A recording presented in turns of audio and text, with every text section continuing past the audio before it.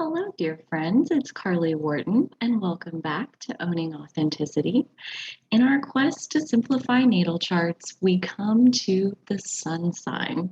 This is where things start to get interesting as we interpret each of the individual pieces of our chart one bite at a time.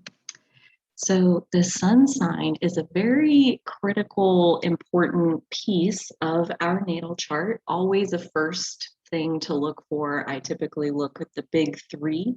The big three is the sun sign, the moon sign, and the rising sign or the ascendant. And so each of the next couple videos will break those three pieces down as far as where to start in a chart where there's all of these different pieces at play. The sun sign is a great place to look first. And in pop astrology, most of us are only familiar with our sun sign. And so we typically know what that piece is already. So coming to the chart as well, if you're just beginning, the sun sign can be a good place to begin because you have the most basis of understanding in that energy and then work to expand your knowledge from there. So the sun has its own set of properties, which are typically baked into the articles that you read about the different zodiac signs. Like the archetype of the zodiac sign itself sounds a lot like the sun in that sign. So, but the sun itself does have its own properties. Like it's literally our solar nature.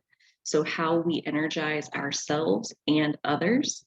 It's our alive energy. And by that, I mean when we're operating in the highest frequency of our sun sign energy, we feel truly alive, getting to be in that space.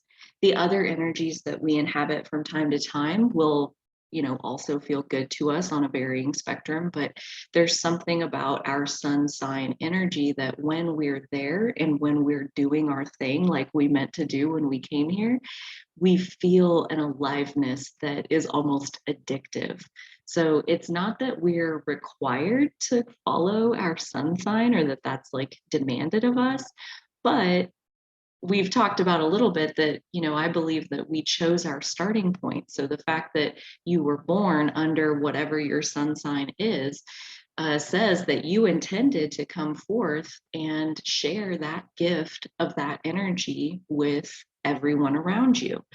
Our sun sign is how we express our individuality, and it's also what drives us to reach for our highest selves.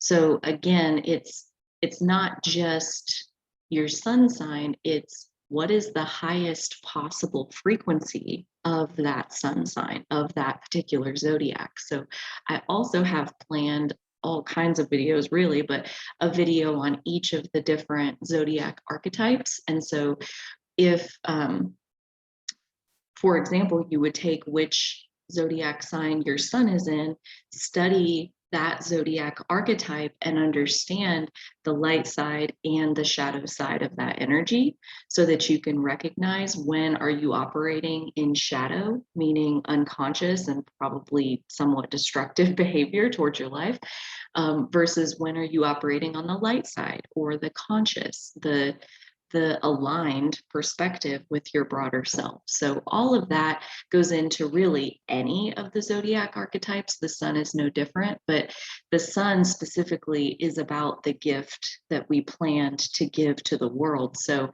understanding the highest frequency of your sun sign zodiac is especially important. It's also something that we grow into. So within all of the different pieces that the natal chart contains, some of them are telling us the story of our past and where we came from and what energy we brought in with us. We may or may not have much familiarity with our sun sign. It indicates something that we came to grow into and master and build up our skills around that particular zodiac. So if you see your sun sign and you don't necessarily resonate with it, that could be why that you haven't gotten to that stage where you're specifically growing into it yet. But with anything, and especially when it comes to natal charts, like just keep an open mind and see hold it with curiosity and see if you can find any root of connection with that particular zodiac sign and go from there, because it's all a process in getting to know ourselves on that deeper level. Here's the sun in the chart itself. So every chart, no matter where you pull it from, is going to have a table like what you see on the left, where it lists out all of the different symbols, the different planet that it represents. And then if you go on across, that is the location of that planet in the natal chart. So the sun, for example, is at 19 degrees Libra. Now, the degrees you don't really need to understand, especially at this stage in the game, but it is helpful to know that each of the 12 zodiac signs contains 30 degrees. So all of the different zodiacs all go from 0 degrees to 29 degrees and 59 minutes.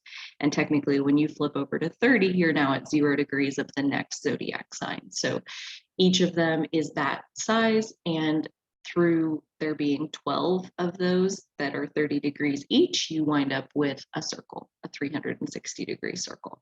So that's just a little bit about the degrees, and basically their goal is to provide a specific location, not just that the sun is in Libra, but that the sun is at 19 degrees Libra. And as we get more into aspects and how the chart is actually having a conversation within itself, you see why the degrees become more important to create those larger geometric patterns within the chart's aspects. But more on that in a future video. So with every single placement, I'm going to leave us here with this question of, does my sun sign energy feel like a blessing or a curse? And in my perspective, when I look at a chart, I see every single placement as a superpower, either something that you're already familiar with, skill set that you have, or latent potential to just open and acknowledge that you possess these skills. So it's inherent. It just is. There's no changing it. We can only work with it. We can learn how to optimize and work alongside our energy and get the most out of it. And I believe, that we chose our starting point. We chose our entry, so we knew the exact planetary configuration that we were going to be born under. So that is a fancy way of saying, I believe we chose our natal chart. I believe we chose our sun sign and every other individual piece of the natal chart. I think we handcrafted it because we wanted that specific cosmic signature. And when we can fall into that grace and ease of not fighting against how we're naturally wired, and we work towards a place of accepting who we are, I think life gets a whole lot easier. So this question of, does your sun sign zodiac energy feel like a blessing or a curse? That's kind of a calibration question, as far as if it feels like a blessing, you're doing great, you're on the right track, keep doing what you're doing. If it feels like a curse, there's something out of balance with the way you're using that energy. Likely, if it feels like a curse, there's some type of obligation that is surrounding your use of that energy, meaning other people are getting more from you than you wish they were, which comes down to a question of personal boundaries. So there's always there's ways to tune. If certain energy feels hard on your system, that means there's something out of whack with the way you're using that energy. And those are the kinds of conversations that I have with my clients in my one-on-one sessions, and that I will aim to answer in the individual videos, where I'm going to go through each of the 12 zodiacs. We'll do what the light side expression looks like and what the dark side expression looks like, and how to get from the dark side of the energy to the light side. So we'll do that for each of the 12 zodiacs individually. For now, I leave you with that little bit of food for thought. And I hope this was a fun piece to digest the sun sign energy, our individual gift of solar energy that we came to share with the world. We are each miraculous beings in the fact that we're here and the fact that we're present, and that inherent worthiness that comes from simply being alive. Each of us has our own sun sign energy that came to shine in this world, that there is a place for your light to shine in this world. And connecting into our sun sign is such a fun place to start with our natal charts. So I thank you for listening once again, dear friends. Until next time, you take such good care. And so will I.